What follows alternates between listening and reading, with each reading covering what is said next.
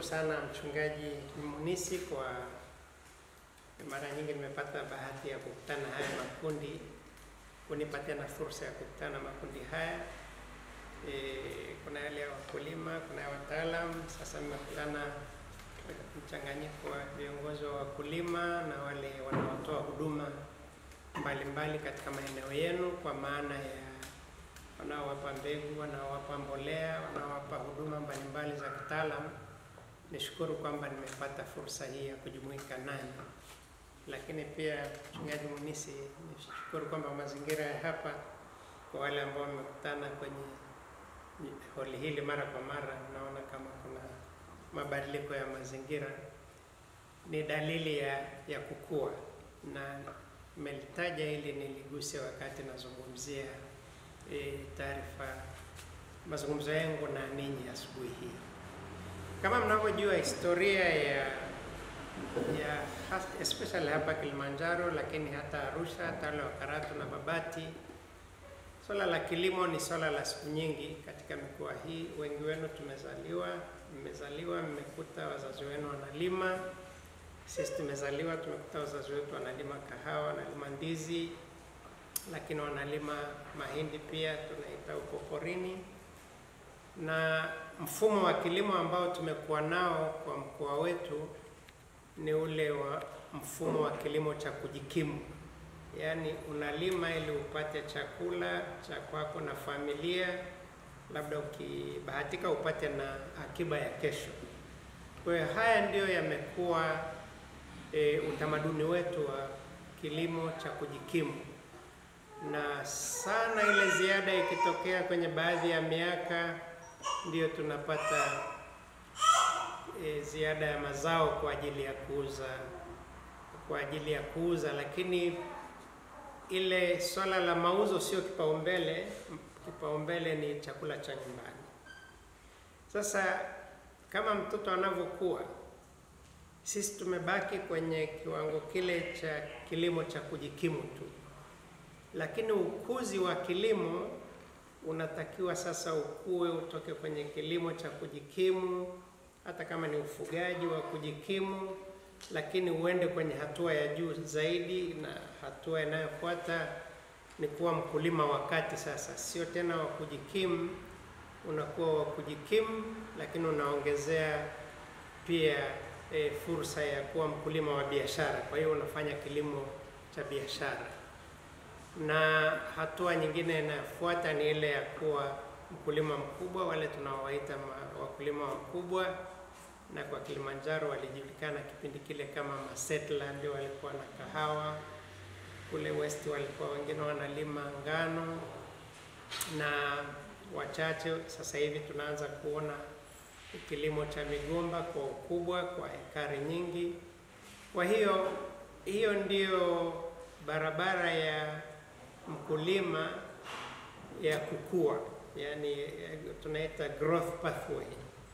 Aanze udogo, kilimo cha kujikimu, tunamtaka aende kilimo cha kati, alafu hatimaye aende kilimo cha juu. Sasa tumebaki wakulima wa kujikimu kwa muda mrefu sana, na kiasi kwamba akili zetu zimejikita hapo kwamba sisi tumezaliwa ili tuwe watu wa kujikimu, lakini sivyo. Tumezaliwa ili tukue, tutoke kwenye kujikimu, tuingie kwenye kujikimu na kufanya biashara, na hatimaye kilimo kikubwa cha kibiashara. Na ndio maana nimesema silka ya binadamu anatakiwa kila kunapokucha awe na jambo la kumbadilisha, awe tofauti na jana. Kwa hiyo ningeomba tu ninyi kwenye busara zenu na akili zenu muweke hilo. Kila binadamu anapokuwa anatakiwa awe tofauti na alivyokuwa jana, aboreshe leo yake iwe nzuri kuliko jana. Na hali kadhalika kwenye kilimo na mifugo, tunatakiwa tusaidie wale wakulima wenzetu waweze kuboresha hali yao tofauti na ilivyokuwa jana. Sasa tukiangalia kilimo cha biashara, kilimo cha biashara ni tofauti kidogo na hiki cha kujikimu, kwa sababu kwanza unapoingia kwenye kilimo cha biashara unajua unataka kulima nini, na unakuwa umeshafanya utafiti wa kujua soko la kile unacholima litakuwaje. Hata kama ni ufugaji wa kuku, na kuwa umeshafanya soko lako ni la kuku wa mayai au ni la kuku wa nyama au ni kuku wa kienyeji, kama soko tunavyoona linakuwa sasa hivi la kuku wa kienyeji. Kwa hiyo unapotaka kukua, lazima utambue njia unayotaka kwenda, yaani ni nini unataka kufanya ili uuze. Sasa wasaidieni wakulima wetu kwenye kukua. Kwenye maeneo ya Rombo nimeona sasa kilimo cha ndizi za biashara. Ndizi zimekuwa za biashara, na kule kuna wakulima wameshaanza kulima hii Jamaica, hii mzuzu pia na kimalindi. Kuna aina mbalimbali za ndizi za kimalindi wanalima kwa ajili ya biashara, kwa ajili ya mauzo. Na upande fulani sehemu hizi za Kibosho na Hai tunaona hiyo pia inajitokeza. Lakini kuna mazao mbalimbali ambayo tukiwasaidia wakulima wetu wanaweza kujiingiza kwenye mazao hayo ya kibiashara. Zao la kahawa hapa zamani lilikuwa zuri na lilikuwa limeinua wazee wetu wengi sana. Hata sisi tumesomeshwa na zao la biashara ya kahawa, lakini kwa bahati mbaya mashamba yale ya kulima kahawa yalipungua na bei za dunia zikawa zimebadilika, lakini nafikiri watu walifika mahali wakakata tamaa. Lakini siri ya kilimo ni hii kwamba kama unalima kahawa, kuna gharama utakayotumia kwa kila eka ya kahawa ili ile kahawa itoke. Sasa kama unazalisha kiwango ambacho hakiwezi kulipa ile gharama ulioingiza, ina maana huwezi kupata faida. Na kilichotokea hapa Kilimanjaro, mashamba mengi yamekuwa madogo, tunalima kahawa, lakini kipato kinachopatikana kwenye kulima eka moja ni kidogo kuliko gharama unayotumia kulima ile kahawa. Ndio maana ukiangalia sasa kahawa imebaki kwa wale wenye mashamba makubwa. Na kimsingi katika ukulimo cha kahawa, usipokuwa na eka zaidi ya 3 au 2.5 mpaka 3 na ukalima kitaalamu, huwezi kuona matunda ya kilimo. Kwa hiyo hiki kilimo, tunapoingia kilimo cha biashara, kuna mambo mengi ya kufikiria. Kwanza, ukubwa wa eneo ambalo unalima, soko la mazao yale, na eneo la 3 ni wataalamu sasa wa kukusaidia ili uweze kufanikiwa katika ile biashara yako ya kilimo cha biashara. Na mimi nafikiri pia kuna aina mbalimbali za vilimo ambavyo labda kuhitaji zaidi ya eka wala kuhitaji zaidi ya eka 3. Kwa mfano hiki kilimo cha mboga na matunda, kuna kilimo ukipewa shamba kama chumba hiki tulicho, ukakipangilia kilimo chake matuta vizuri na ukatumia taaluma kwa maana utaalamu wa kilimo kwa kutumia hawa wataalamu wenzetu kina Cuthbert, unaweza kuzalisha kiasi kikubwa cha mboga, hata kama ni mchicha tu, unaweza kuzalisha mchicha mwingi kuliko labda mtu anayelima kienyeji, hata kama analima eka 2 au 3 kwa kutumia vizuri ardhi hii. Niliona kule Morogoro kuna mwalimu mmoja wa SUA miaka ya nyuma, alikuwa analima matikiti maji, alikuwa na eka 2 za matikiti maji, lakini aliweza kuzalisha matikiti maji, na yeye alipima kipindi kile sokoni hakuna matikiti maji, kwa eka 2 akapata milioni 24 za matikiti maji, kwa sababu kipindi kile soko lilikuwa halina. Amelima kitaalam, na kwa kipindi cha miezi 3 kila siku ana uzao wa matikiti maji ya kuuza. Sasa utakuta ana eka 2 tu, lakini unatumia sasa utaalam na sasa kufanya ile kitu anaita market intelligence, ile utafiti wa soko, tabia ya soko ikoje. Na tunaona hata tunapolima nyanya hapa, ukilima nyanya kipindi ambacho soko limefurika nyanya, ndio kile kipindi unakuta nyanya zimeozea barabarani, watu wameacha. Niliona kule Iringa, nikija Dar es Salaam, Unakuta nyanya ziko barabarani, hakuna mtu anahangaika nazo, watoto wanachukua wanarushiana, kwa sababu ulilima vizuri, lakini timing kwamba soko likoje, kumbe mazao yametoka kipindi soko limefurika. Sasa jinsi ya kuweza kutawala kilimo uweze kupata uzao kipindi kizuri ni kwa kutumia teknolojia na wataalamu, kwa sababu sisi tunalima zaidi kwa kutegemea mvua, lakini kuna wataalamu wa drip irrigation, kutumia hii wa kunyeshea kwa mipira, sio ule wa kunyeshea tena kwa mifereji, kunyeshea kwa mipira ambayo inatumia maji kidogo sana, hata kama maji sio mengi. Kwa hiyo badala ya kuotesha nyanya kipindi kile cha mvua, wewe unaotesha kipindi cha ukame, kwa sababu una maji ya kujazia. Lakini una wataalamu, nimeona utaalamu pia siku hizi utaalamu umeongezeka wa kupima ardhi, kujua ardhi ina rutuba kiasi gani. Kwa hiyo hata kama ni mahali pakame, ukipima ardhi ukajua ina rutuba kiasi gani, unaweza kama kuna mapungufu ukashauriwa weka mbolea hii na hii, ili ardhi hii iweze kukutolea nyanya, kutolea vitu. Ndio maana ya kilimo cha teknolojia. Nasema watu wajikite kwenye teknolojia, utakuwa hutategemea mvua wala hutategemea ardhi iwe ni pakame, iwe ni udongo wa mfinyanzi, lakini una teknolojia inaweza kukusaidia sasa ikageuza ardhi ikatumika kwa wakati unapotaka, na ukalima kipindi ambacho pengine soko halina mazao yamekwisha, wewe ndio unaingia sokoni, kwa hiyo kila mtu anakukimbilia. Haya ndio mambo ya kutumia teknolojia na pia kutumia wataalamu wetu wa kilimo, wanaweza kutusaidia kweli tukahama kwenye hiki kilimo cha kujikimu tukaingia kwenye kilimo hiki cha teknolojia. Mimi nilifikiri niseme hilo tu. Nimeona nimehusika sana na taasisi ya TAHA kule Arusha na kwenye maeneo mengi. Kipindi hiki serikali ilianzisha hiki kilimo cha vijana, sijui alikiita BBT, beta something. Kipindi kabla hakijaanza, lakini TAHA walifanya walijiingiza kwenye utafiti, lakini na kubuni njia ya kuzalisha kwa wingi.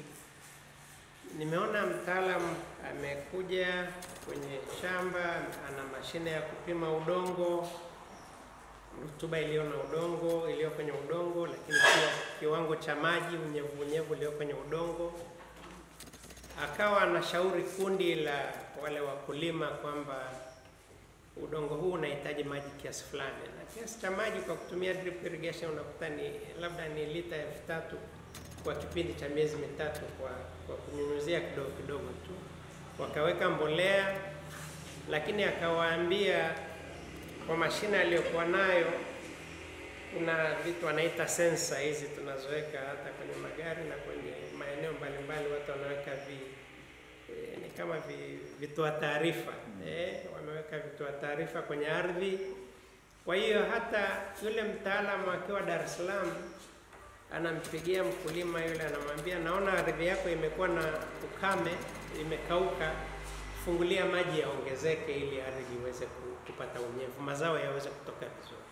Au anamwambia naona mazao yameanza kuliwa na wadudu fulani, kwa hiyo wasiliana na watu wataalamu wa madawa ili wakupe dawa fulani unyunyuzie. Kwa hiyo kuna mtaalamu mmoja anakuchunguzia shamba lako, hakai pale lakini yuko kwenye shughuli zake, lakini kwa sababu ya teknolojia anaweza kukuambia nini cha kufanya, na ndiko tunakokwenda. Na hatuhitaji eka 10,000 au hata eka 3,000, hata ukiwa na eka 1, lakini ukiilima kitaalamu na kutumia haya mawazo ya wataalamu, teknolojia hasa tunaita technology na science, unaweza kufanya vizuri sana. Jambo ambalo nilonalo ni kwa hawa wenzetu wanaotupa huduma, na hasa watu wa mbegu na watu wa madawa, wale ndio tunapata shida nao, kwa sababu tuna mbegu nyingi. Tunaona siku hizi ukishaotesha huwezi tena kurudia, na pengine mbegu ile ikizaa unakuta imeshaanza kuliwa ikiwa shambani. Hawa wenzetu tungeomba washirikiane sana na watu wa utafiti, ili jitihada zetu tunazofanya, unalima, siku ya kuvuna ukienda unakuta mahindi yameshaanza kupekechwa na wadudu. Au mimi nalima hizi mboga. Kuna wakati kabisa huko shambani ile tu mboga zinaanza kujitokeza vizuri, unakuta wadudu wameshaanza kushambulia sasa.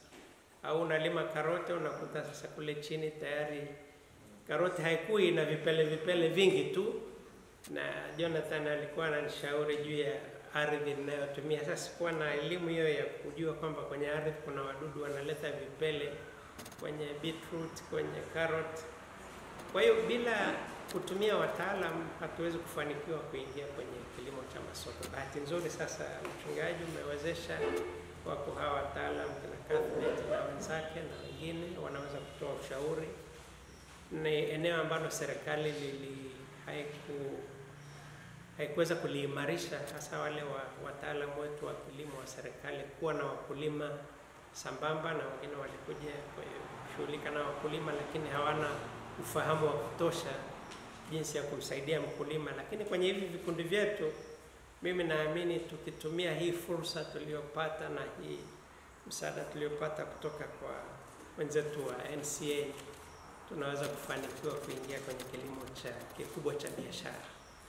Na hii nalizungumzia sio kwa wakulima tu, hata wafugaji wa kuku, wafugaji wa ng'ombe. Kuku, tunaona scale za kuku sasa hivi, na watu wameingia kwenye kuku wale ambao ni chotara, wanaweza kustahimili baadhi ya magonjwa, hawahitaji kupigwa haya madawa mengi ambayo yanaathiri afya zetu. Kilimo cha mbuzi, mnaona Rombo, naona wamechangamka pia kwenye vilimo vya mazao ya mbuzi, mazao ya ng'ombe. Upande huu wa Hai kule West Kilimanjaro, naona wakulima wengi wamefuga ng'ombe wazuri ambao production yao ya maziwa. Kwa hiyo mafanikio ya kilimo chetu ni kutumia wataalamu na teknolojia. Mimi niishie hapa, niwatakie heri katika mafunzo yenu ya leo, lakini wasia wangu ninaoacha ni kwamba tunahitaji tutoke kwenye hiki kilimo cha kujikimu, tukue, tuende kwenye kilimo cha kawaida cha biashara sasa. Na ukiingia kilimo cha biashara lazima ujue soko, lazima upate utaalamu wa kukuongoza kwenye kilimo chako, na lazima upate wataalamu pia wa kukuongoza kwamba ni teknolojia gani unaweza kutumia katika kilimo ili uweze kufanikiwa. Hasa huku Kahe, maeneo ya chini ambayo pia yana maji. Nafikiri kama wale mliokuwa na umri kidogo mliona wa Japani walipokuja ule mradi wa mpunga wa Japani. Hapo Kahe watu walianza kuzalisha mpunga gunia 65 kwa robo 3 za eka. Lakini kutumia tu utaalamu na maji na jinsi ya kugawana yale maji, na walipata zana nzuri za kutumia ardhi.